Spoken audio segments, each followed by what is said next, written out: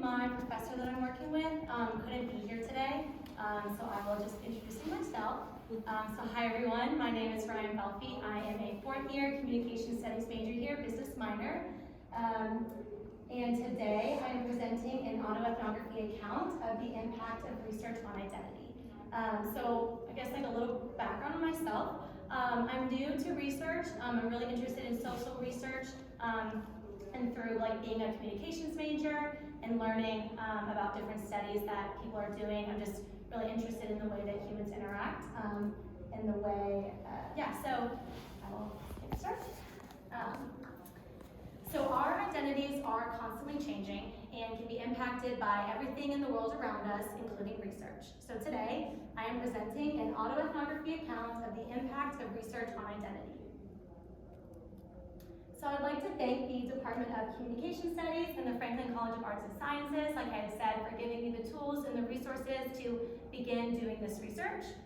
Additionally, I wanted to thank CURO for creating a space for students to come together and share their research. I think it's really important. And lastly, although she cannot be here, I want to thank Dr. Doris Acheme, who has been my mentor through this whole process. So the next few minutes, I will be going over a background and how I got interested in doing this. I'll be going over a method and discussing what an autoethnography is. I will be discussing my findings, a conclusion, and lastly, practical implications for the future of this research. So this semester, I have had the opportunity to work as a research assistant. One of my many responsibilities has been transcribing 18 interviews where international and domestic teaching assistants are sharing their experiences as teachers in American classrooms.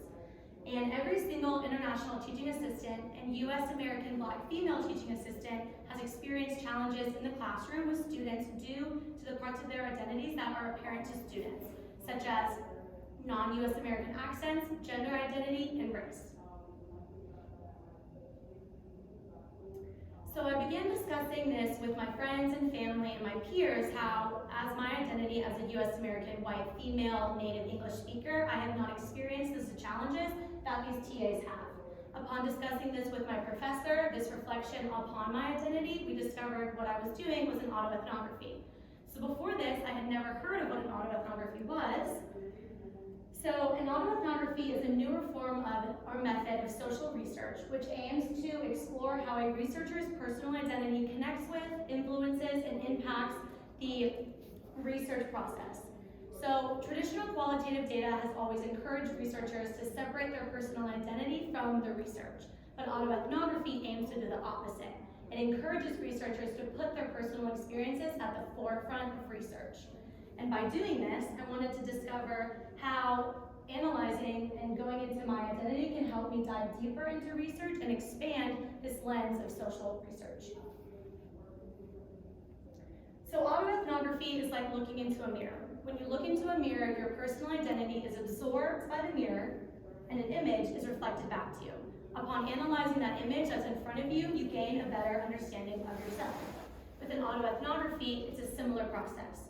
Your personal identity is absorbed into the research and the data, and an image is reflected back to you. And when you analyze that data and that research in front of you, you not only gain a better understanding of yourself, but you're able to gain a better understanding of participants, whether they look like you or not. So I did this autoethnography by doing voice recordings, video logs, and notes.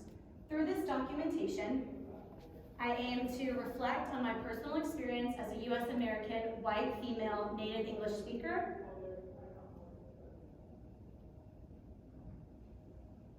to better understand the cultural experiences that international teaching assistants and U.S. American, Black, female teaching assistants experience in the classroom, by describing and analyzing both my identity and I'm trying to better understand that experience, thus conducting an autoethnography. And through this is what I found. So as humans, we categorize people into different groups. It's a natural human cognitive process that unfortunately we cannot control. What we can control, however, is if we choose to act upon these split-second categorizations and treat people as just one another instance of a larger group or as unique individuals. When I transcribed my first international interview, the a non-US American accent. I had to reverse, slow down, pause, re-listen to the transcription many times. It was a very tedious process, and unfortunately, I remember feeling very frustrated because I could not understand this participant. This participant went on to share that she spends 2 hours before every single class period rehearsing what she's going to say to avoid sounding dumb in front of her students. Immediately, I regretted being so impatient, as I've never had to experience anything like that. Many other international teaching assistants shared that they had a very similar experience to this, that due to their non-US American accents, their students were seeing them as uncredible and unintelligent. And this can be explained by something known as language attitudes. So language attitudes are reactive responses to different language varieties. So a person's attitude about someone else's language, positive or negative, has a direct effect on how they see that person's personal character and social status. So the reason for why, so students were seeing these international teaching assistants as unintelligible, as uncredible, because of their negative biases against non-US American accents.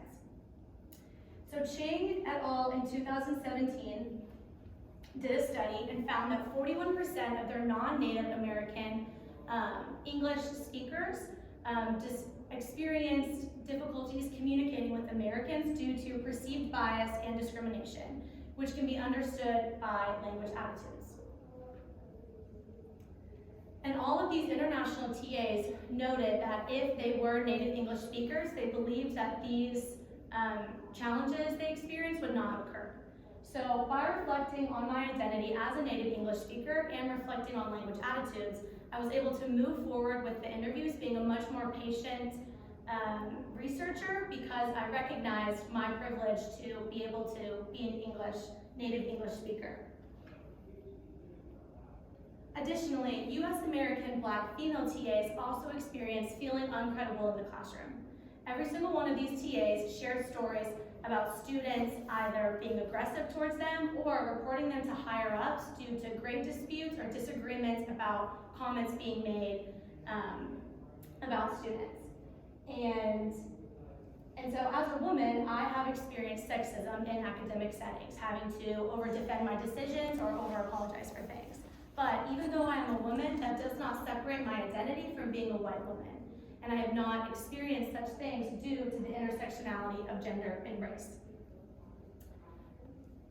As Crenshaw in 1989 defines intersectionality, it's the interconnected nature of social categories among many things, but here just talking about gender and race. So our identities overlap with one another and they cannot be separated from one another. So as I had said, even though I'm a woman, I am still a white woman, so I have not had to experience as such a level. And Crenshaw found that there is a combined race and sex discrimination for these Black female TAs. And similarly to the international teaching assistants, these teaching assistants noted that if they were white men, they believed that these experiences and challenges would not have occurred. So being able to reflect upon my identity and also reflecting on intersectionality, I will going forward be more aware of the privilege that I have in the classroom and do what I can to begin to avoid these things or continue to avoid these things. So in conclusion, an autoethnography is when a researcher reflects on their personal identity and experiences to better understand the social context and the cultural experiences of others. So in this autoethnography, I reflected on my identity as a white female US American accented speaker to better understand the challenges and experiences that international TAs and US American Black female TAs experience in the classroom. I find that autoethnographies are very important, and I find that when a researcher puts their identity at the forefront of their research, it's very important. Because if you do not do this, you are missing a key piece of qualitative research. You are not able to see the full picture that the qualitative data is trying to create. But when you are aware of your identity and where this can fit in to better understand other people's experiences, you're better able to understand the full puzzle, the full picture that qualitative data is trying to create. So going forward, I plan to continue to share these reflections with friends, families, and other peers as it helps me become more aware of my identity in the classroom, and I hope to make other students more aware of this as well. Additionally, gratefully, I have the opportunity to spend a semester in Spain next fall, and I plan to continue this research as I will become an international student there. And I really look forward to see how autoethnography continues to grow, as it is a newer research method, and I'm also excited to see how I continue to learn and grow through this autoethnography process. And this concludes my presentation. Thank you all so much.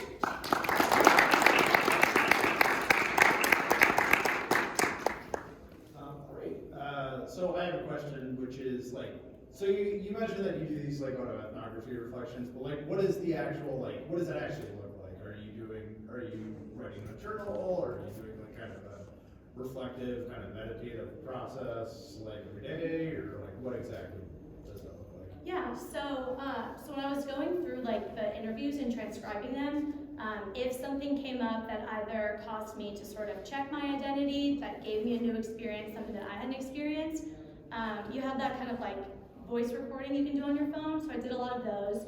Or I would just take a video of myself explaining or writing things down. I'm personally just a verbally processor, so that's just how I talked it out.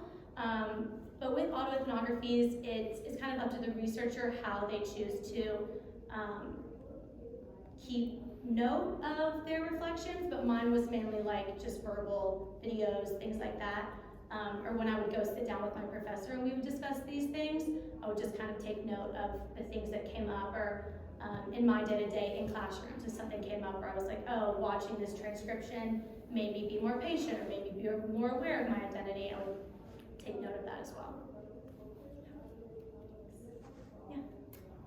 Great presentation. Thank you. I was just wondering, do you plan to continue in academia as a career?